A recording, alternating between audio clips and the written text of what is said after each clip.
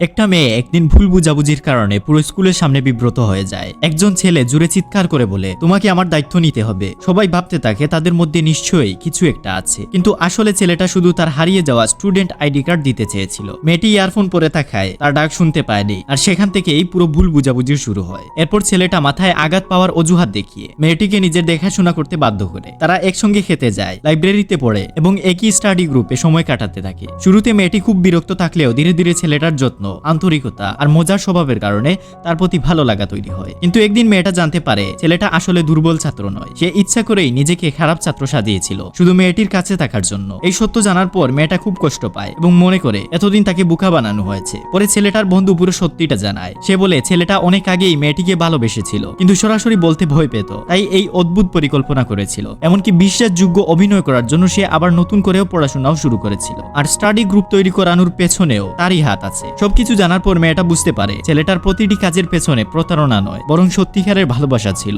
শেষ পর্যন্ত ছেলেটা একগুচ্ছ ফুল নিয়ে তার সামনে আসে এবং সাহস করে নিজের ভালোবাসার কথা বলতে শুরু করে।